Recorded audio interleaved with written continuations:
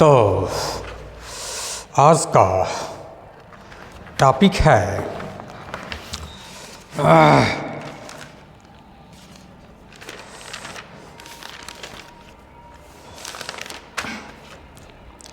संसद का गठन, कंपोजिशन ऑफ पार्लियामेंट।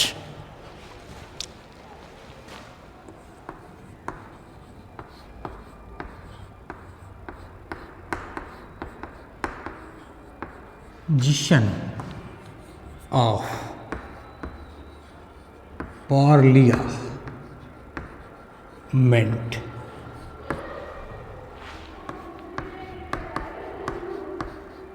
संसद का गठन, कंपोजिशन ऑफ पार्लियामेंट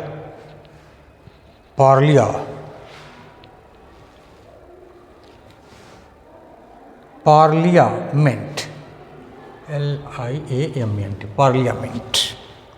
तो पहले हमें समझेंगे कि संसद बनती कैसे है। तो संसद राज्यसभा,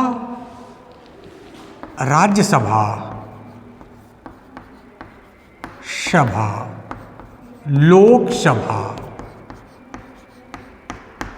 व राष्ट्रपति, ये तीनों से मिलकर के संसद का निर्माण होता है, संसद का गठन। ये तीनों संसद के अभिन्न अंग हैं। इसके बारे में पहले भी मैं चर्चा कर चुका हूं। आज हमें राज्यसभा की या राज्यसभा के बारे में ही चर्चा करना है। बारी बारी से आज राज्यसभा की करेंगे, फिर उसके बाद लोकसभा की और राष्ट्रपति के बारे में करेंगे। तो राज्यसभा की संरचना, composition of Rajya Sabha. Composition of Rajya Sabha,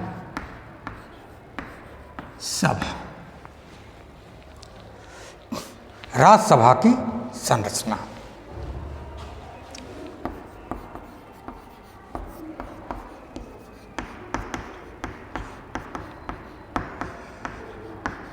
Rajya Sabha की संरचना। राज्यसभा संसद का उच्च सदन है। ये राज्यसभा क्या है? संसद का उच्च सदन है, जिसे राज्यों और संघ राज क्षेत्रों का प्रतिनिधित्व होता है। राज्यसभा में राज्यसभा में राज्यों एवं संघ राज्यों एवं संघ राज क्षेत्रों का इनका प्रतिनिधित्व होता है। राज्यसभा में राज्यों संघ राज क्षेत्रों का प्रतिनिधित्व होता है। राज्यसभा को लोकसभा की तुलना में कम शक्तियां प्राप्त हैं, फिर भी यह लोकसभा से कम महत्वपूर्ण नहीं है। अब राज्यसभा का गठन, राज्यसभा का गठन और निर्वाचन पद्धति। गठन और निर्वाचन। गठन और निर्वाचन कैसे होता है, इसके जानिए।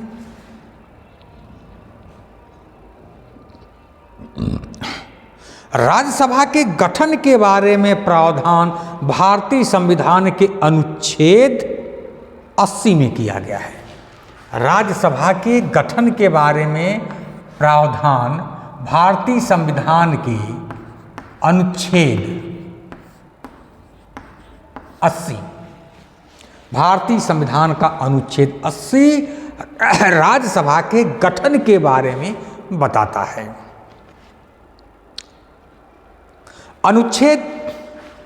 अनुच्छेद इसको मिटा दीजिए।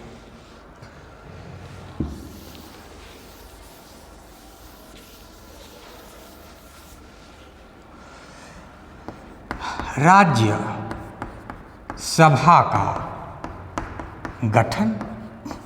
अब अनुच्छेद 81, अनुच्छेद 81, अनुच्छेद 81 के अनुसार राज्यसभा में अधिकतम 250 सदस्य हो सकते हैं। राज्यसभा में कितने हो सकते हैं? इस अनुच्छेद 81 के अनुसार 250 सदस्य हो सकते हैं। राज्यसभा में अनुच्छेद 81 के अनुसार 250 सदस्य हो सकते हैं, जिसमें 238 सदस्य राज्यों तथा संघ राज्य से चुने जाएंगे। 238 सदस्य जो है राज्य एवं संघ राज्य क्षेत्र से चुना होगा। 250 सदस्य हो सकते हैं, जिसमें 238 सदस्य राज्यों तथा संघ राज्य क्षेत्रों से चुने जाते हैं।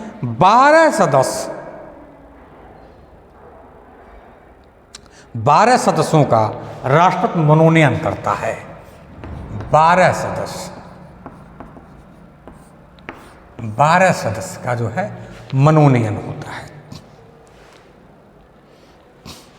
कौन मनोनीत करता है? राष्ट्रपति। राष्ट्रपति जो है मनोनीत करता है। 12 सदस्य कैसे होने चाहिए? साहित्य, कला, विज्ञान, साहित्य, कला, विज्ञान, समाज सेवा,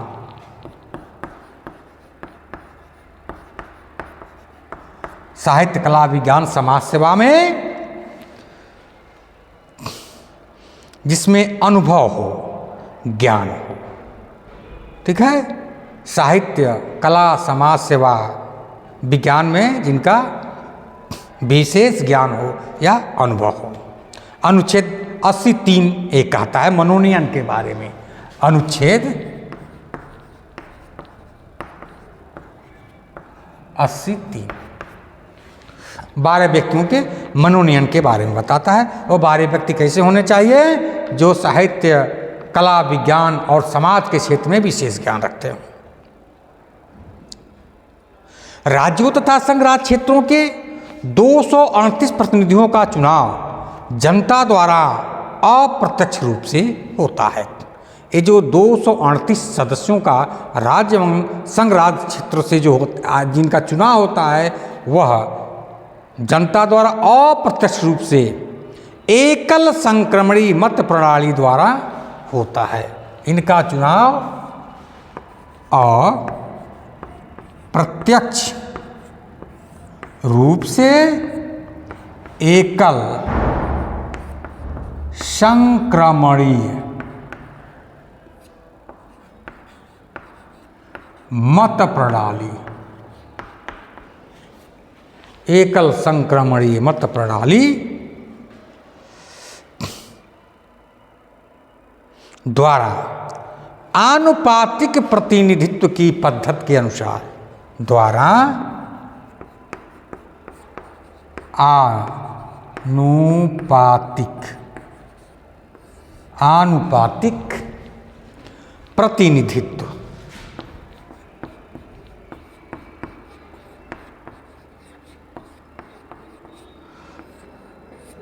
आनुपातिक प्रतिनिधित्व की पद्धति के अनुसार राज्यों तथा संघ राज्य क्षेत्रों की विधानसभाओं के निर्वाचित प्रतिनिधियों द्वारा किया जाता है। विधानसभाओं के मनोनीत सदस्यों को राज्यसभा के सदस्यों के निर्वाचन में भाग लेने का अधिकार नहीं होता। जो मनोनीत सदस्य होते हैं, विधानसभाओं के मनोनीत सदस्यों को राज्यसभा के सदस्यों के निर्वाचन में भाग लेने का अधिकार नहीं होता है। संघ शासित क्षेत्रों में केवल दिल्ली तथा पांडिचेरी ही ऐसे 2 राज्य हैं जिन्हें राज्यसभा के में स्थान आवंटित किया गया है। राज्यसभा में स्थान जो है किन किन सदस्यों को छोड़िए, दिल्ली तथा पांडिचेरी, दिल्ली तथा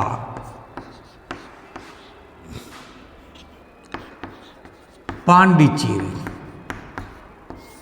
दिल्ली तथा पांडिचेरी ही ऐसे 2 राज्य हैं जिन्हें राज्यसभा में स्थान आवंटित किया गया है।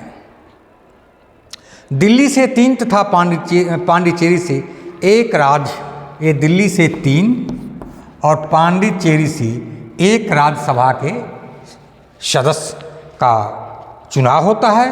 राज्यसभा में स्थानों के आवंटन का विवरण संविधान की 4थी अनुसूची में दिया गया है। राज्यसभा में स्थानों के आवंटन का विवरण संविधान की 4थी अनुसूची में दिया गया है। राज्यसभा में राज्यों का प्रतिनिधित्व समानता के आधार पर नहीं बल्कि जनसंख्या के आधार पर होता है। राज्यसभा में राज्यों का प्रतिनिधित्व जो समानता के आधार पर नहीं होता है बल्कि जनसंख्या के आधार पर होता है। 5 संघीय क्षेत्र, और 5 संघीय कौन कौन से हैं क्षेत्र, इनको देखा जाए। 5 संघीय क्षेत्र महत्वपूर्ण है, ये भी 5 संघीय क्षेत्र वो कौन कौन से हैं, इनको देखिए। अंडमान तथा निकोबार, अंडमान तथा निकोबार, अंडमान तथा निकोबार द्वीप समूह,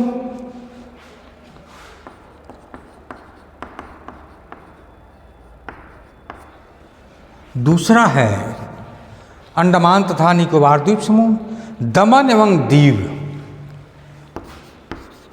दमन एवं द्वीप, तीसरा है दादर नगर हवेली, दादर एवं नगर हवेली, दादर एवं नगर हवेली, और चौथा है चंडीगढ़, चंडीगढ़ को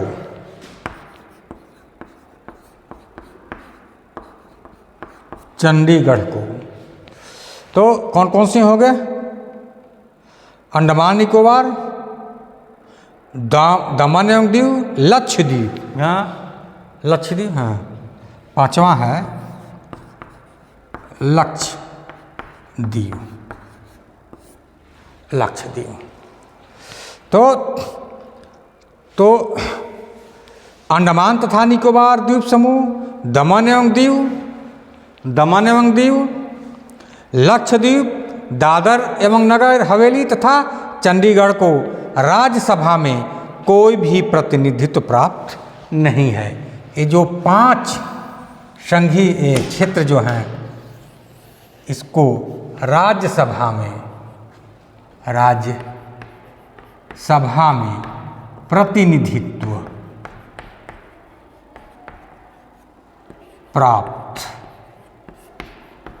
नहीं है।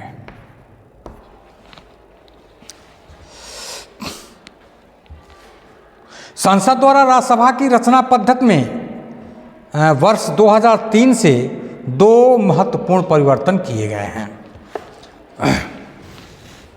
जो 2003 में जो है 2 महत्वपूर्ण परिवर्तन किए गए हैं उस परिवर्तन के भी बारे में बताना उचित समझा जा रहा है। वो क्या क्या परिवर्तन किए हैं, तो 2003 में जो है राज्यसभा में जो महत्वपूर्ण परिवर्तन हुए हैं उनको देखिए। अब राज्यसभा के उम्मीदवार के लिए उस राज्य का निवासी होना अनिवार्य नहीं होता जिस राज्य से वह चुनाव लड़ना चाहता है। अब राज्यसभा के उम्मीदवार के लिए उसी राज्य का होना अनिवार्य नहीं है जिस राज्य से वह चुनाव लड़ना चाहता है। पूर्व प्रधानमंत्री मनमोहन सिंह इसी आधार पर असम में राज्यसभा के लिए चुने गए थे, जबकि वे असम के निवासी नहीं हैं।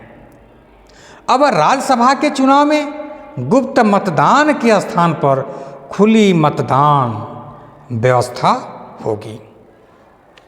अब राज्यसभा के सदस्यों की योग्यताएं क्या होनी चाहिए?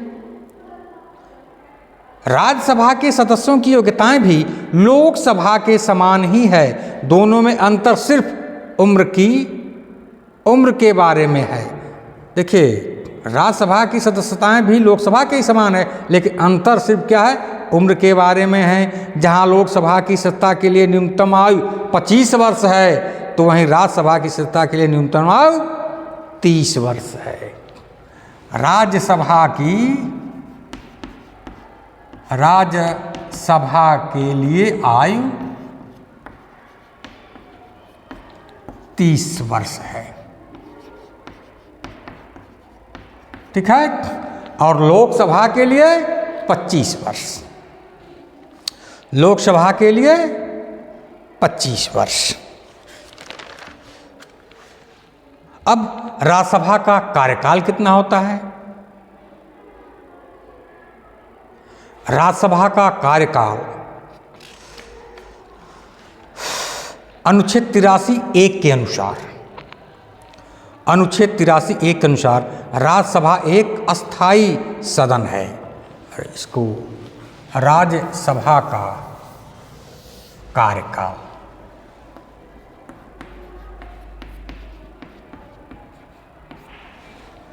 राज्यसभा अनुच्छेद 83(1) के अनुसार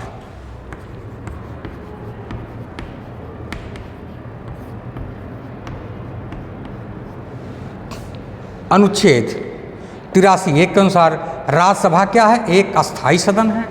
राज्यसभा एक अस्थाई सदन है। राज्यसभा एक अस्थाई सदन है और इसका कभी विघटन नहीं होता। राज्यसभा का कभी विघटन नहीं होता। राज्यसभा का कभी विघटन नहीं होता, परंतु इसके 1/3 सदस्य प्रत्येक दूसरे वर्ष की समाप्ति पर अवकाश ग्रहण कर लेते हैं। राज्यसभा एक अस्थाई सदन है। राज्यसभा का कभी विघटन नहीं होता है, बल्कि इसके 1/3 सदस्य प्रत्येक दूसरे वर्ष की समाप्ति पर अवकाश ग्रहण कर लेता है। 1/3 1/3 प्रत्येक दूसरे वर्ष अवकाश ग्रहण करता है।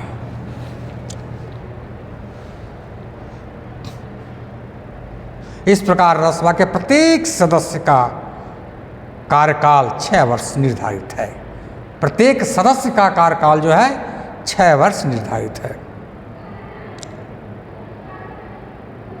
अब राज्यसभा के सभापति तथा उपसभापति के बारे में जाना जाए।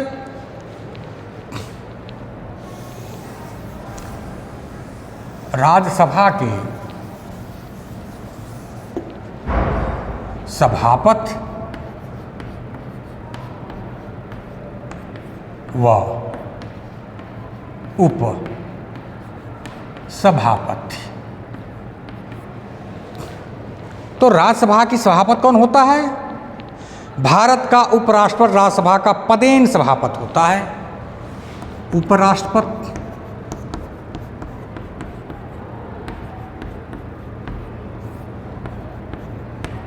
पदेन। भारत का उपराष्ट्रपति राज्यसभा का पदेन सभापति होता है और उसका कार्यकाल यानी राज्यसभा की सभापति का कार्यकाल 5 वर्ष का ही होता है।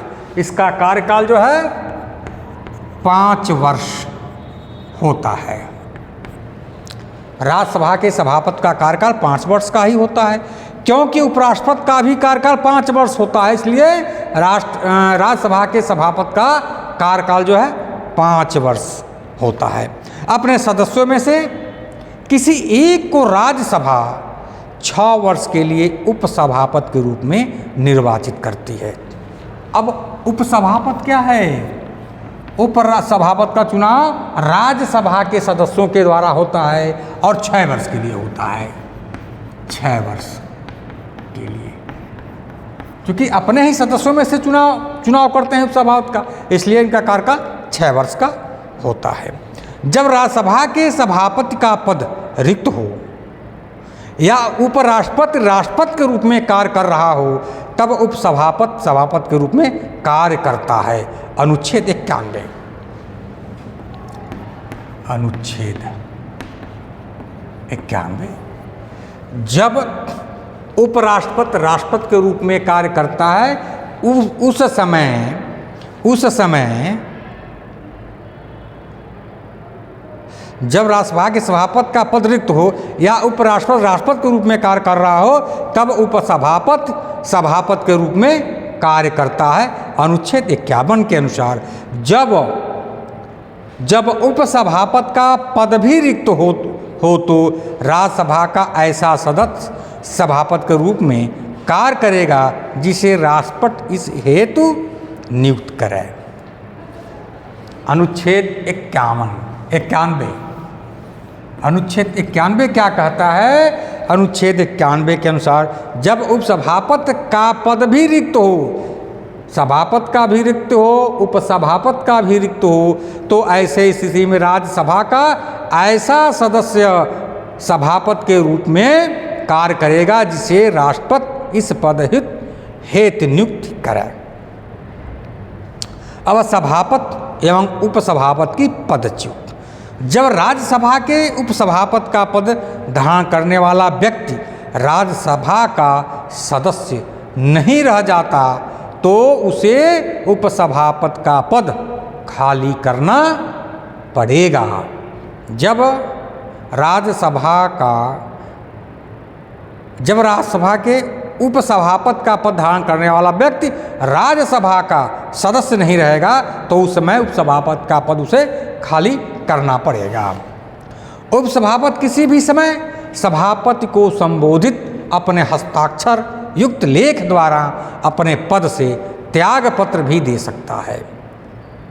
इसके अतिरिक्त राज्यसभा अपने तत्कालीन समस्त सदस्यों के बहुमत से प्रस्ताव पारित करके उपसभापति को उसके पद से हटा भी सकता है। इसके अलावा भी उपसभापति का हटने का व्यवस्था है। इसके अतिरिक्त राज्यसभा को तत्कालीन समस्त सदस्यों के बहुमत से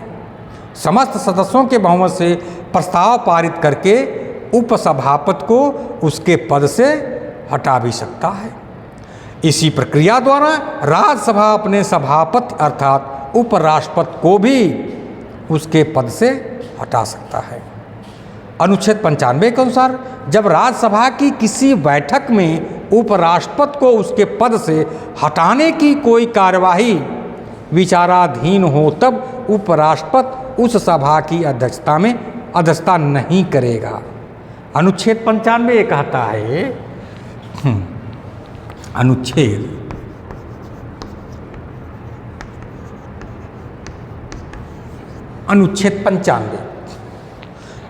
95 के अनुसार जब राज्यसभा की किसी बैठक में उपराष्ट्रपति को उसके पद से हटाने की कोई कार्यवाही विचाराधीन हो, तब उपराष्ट्रपति उस सभा की अध्यक्षता नहीं करेगा। राज्यसभा के सभापति के कार्य क्या है? यही सभापति के कार्य, यहाँ देखिए, राज्यसभा के सभापति तथा लोकसभा अध्यक्ष के कार्यों में काफ़ी समानता है। दोनों के कार्यों में मुख्य अंतर केवल निम्न बिंदुओं पर है। क्या है? राज्यसभा के सभापति को धन विधेयक के संबंध में निर्णय का अधिकार नहीं है। राज्यसभा के सभापति को धन विधेयक के संबंध में निर्णय का अधिकार नहीं है। कोई विधेयक धन विधेयक है या नहीं, इसका निर्णय केवल लोकसभा अध्यक्ष ही कर सकता है, राज्यसभा का सभापति नहीं कर सकता। दूसरा क्या है? दोनों सदनों की संयुक्त बैठक की अध्यक्षता लोकसभा का अध्यक्ष या लोकसभा अध्यक्ष ही कर सकता है, राज्यसभा का सभापति नहीं। लेकिन संयुक्त बैठक को बुलाता कौन है? अनुच्छेद 108 के तहत राष्ट्रपति बुलाता है, और संयुक्त बैठक की अध्यक्षता कौन करता है? लोकसभा अध्यक्ष करता है। संयुक्त बैठक की अध्यक्षता लोकसभा अध्यक्ष करता है, राज्यसभा का सभापति नहीं करता। धन्यवाद।